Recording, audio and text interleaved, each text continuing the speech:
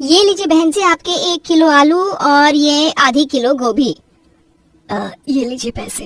माँ, बहुत ज्यादा गर्मी हो रही है, देखो मेरे हाथ पर लाल लाल दाने भी आ गए हैं।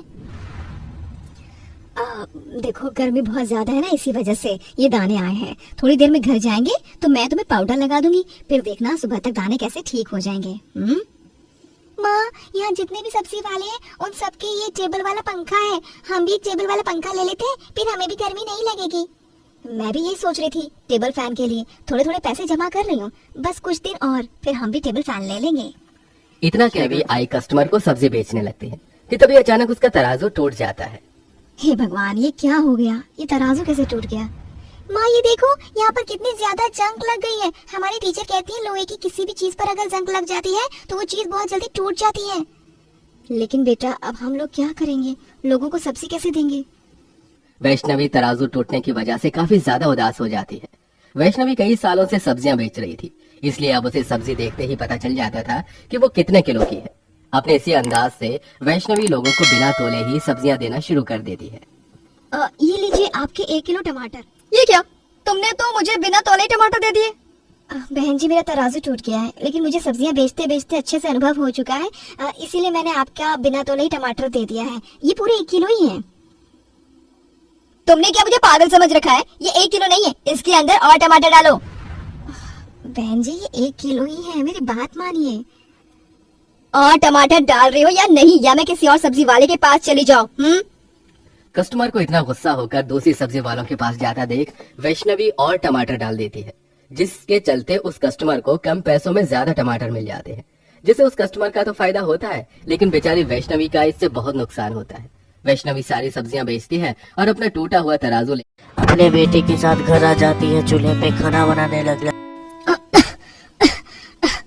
वैष्णवी, मुझे माफ कर देना, शादी को इतने साल हो गए हैं, लेकिन मैं अभी तक तुम्हें गैस वाला चूल्हा लगाना दे सका। ऊपर से भगवान ने अपाहिज बनाकर तुम पर बोझ बना दिया है मुझे। एक पति अपनी पत्नी पर कभी बोझ नहीं हो सकता है।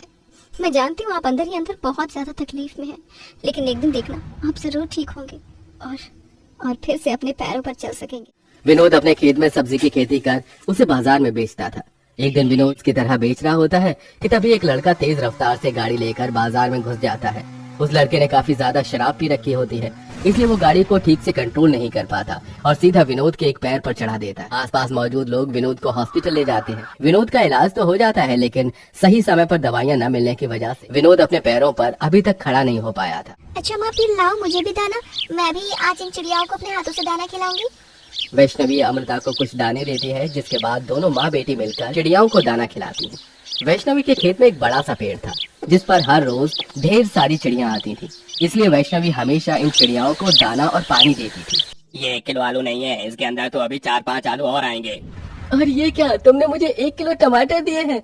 ये तो आधी किलो लग रही है। इंसान की मजबूरी का फायदा है कि इंसान कितना भरी भांति उठाता है। ये लोग जानबूझकर मुझसे ज्यादा सब्जियां दिलवाते हैं, इससे इनका तो फायदा, लेकिन मेरा कितना नुकसान होता है। ये सब्जियां तो खत्म हो रही थी, लेकिन पैसे वैष्णवी के पास बिल्कुल ना के बराबर थे, जिसका असर अब उसके घर परिवार पर होने लगा था। ये क्या माँ, कल भी आपने खिचड़ी बनाई थी और आज भी खिचड़ी बना दी, सड़ी सी। बेटा, घर में थोड़े से चावल थे तो मैंने हमारे लिए खिचड़ी और पापा के लिए दलिया बना दिया। थोड़ा सा आटा रखा हुआ था तो उसकी मैंने रोटियां डाल दी। चिड़ियाओं के आने का भी वक्त हो गया है, इसीलिए मैंने उनके लिए रोटी बना दी। घर में हम लोग एक एक रोटी के लिए तरस रहे हैं और आप अभी भी चिड़िया को खाना खिलाने में लगी हुई है। नहीं अमृता बेटा, ऐसा नहीं बोलते। मैंने उस दिन आपको समझाया था ना, आपको बैठकर यहाँ खिचड़ी खाओ, मैं जब तक चिड़िया का रोटी खिलाकर आती हूँ। वैष्णवी खेत में जाए और रोटी के छोटे छोटे टुकड़े करके चिड़ियाओं को खिलाने लगती है। वैष्णवी दिन में हर काम भूल सकती थी, लेकिन चिड़ियाओं को पानी और दाना देना कभी नहीं भूलती थी। ऐसे ही 1 महीना गुजर जाता है और अब वैष्णवी के घर की हालत हद से ज्यादा बदतर हो जाती। आज मेरी तरफ से तुम लोगों के लिए ये आखिरी दाना है। न जाने कब फिर मैं तुम लोगों को दाना खिला पाऊंगी। मेरा परिवार बहुत ज्यादा मुश्किलों में है, क्या करूँ कुछ समझ नहीं आ रहा है। ये कहते हुए वैष्णवी फूट फूट कर उन चिड़ियाओं के सामने रोने लगती है कि तभी वैष्णवी रो मत, तुम हमें रोते हुए अच्छी नहीं लगती। हे भगवान, ये क्या, ये चिड़िया तो हम इंसानों की तरह बोल रही है। वैष्णवी के इतना कहते ही वो चिड़िया देखते ही देखते काफी बड़ी हो जाती है और एक सुंदर सी परी के रूप में बदल जाती है। डरो मत, मैं एक जादुई चिड़िया हूँ, इतने सालों से तुम हमें रोज दाना खिला रही हो, और जब तुम्हारे पास हमारे लिए दाना नहीं था तब भी तुमने अपने हिस्से की रोटी हमें खिलाई।